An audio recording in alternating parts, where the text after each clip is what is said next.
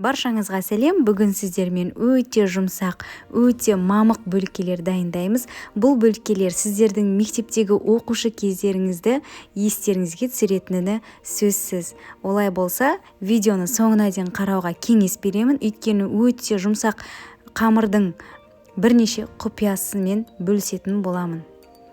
Ең алдымен жылып тұрған сүтті үлкен ыдысымызға құйып, бір ас қасық қантымызды салып, дрожжды салып, жақсылап араластырамыз.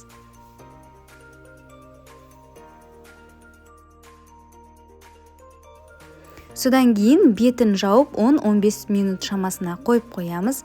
Міне апарамыз көтерілді. Апара көтерілген соң қалған ингредиенттерді қосып, қамыр илейтін боламыз.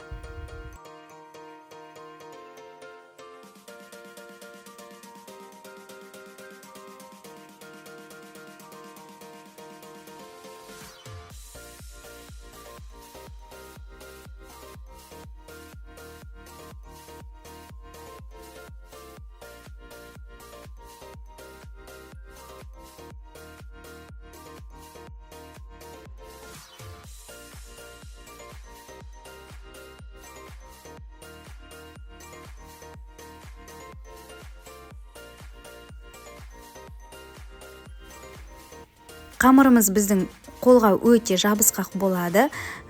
Қамырымызбен жұмыс істеу ыңғайлы болу үшін осылай столға түсіріп алдым. Және де бұл жердегі ең маңызды құпия, біздің сары майымызды ең соңынан қамырымызға осылай қосып, жақсылап, өте ұзақ уақытта осылай илеу.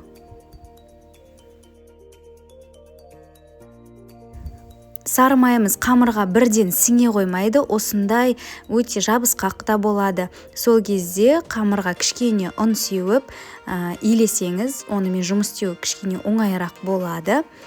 Әрі қарай илеуді тоқтатпаймыз. Бұл жердегі екінші құпиямыз, қамырды өте ұзақ илейміз, 15 минут шамасында. Және де келесі құпиямыз, қамырымызды осылай екі жаққа қатты соза отырып, арасына ауа кіргізе отырып, екі жаққа қатты тартып, созып илейміз.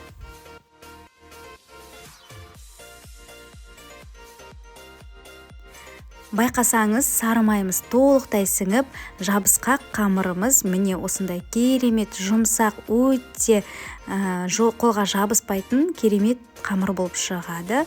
Оны ыдысымыздың түбіне сұйық майды құйып, жағып, сосын қамырымызды көтерілуге қойып қоямыз.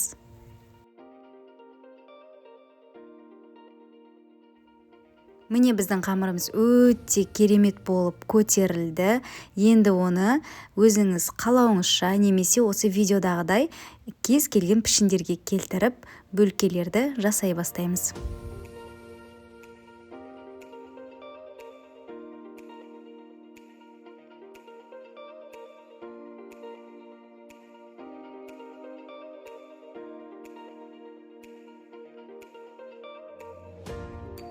Содан кейін формамызға пергамент қағазын төсеп, бөлкелеріміздің арасын ашып орналастырып аламыз. Келесі бетін жауып, жарты сағат шамасына көтерілуге қойып қоямыз. Жұмыртқамызды жағып, қызып тұрған пеште 170 градуста 35-40 минут шамасында пісіріп аламыз. Міне бөлкелеріміз дайын болды. Өте жұмсақ, өте балғын, дәмі деген ерекше болып шығады бұл бөлкелер. Осы рецептпен дайындасаңыз, сіздің бөлкелеріңіз міндетті түрде ең дәмді болып шығады. Дайындап көріңіздер.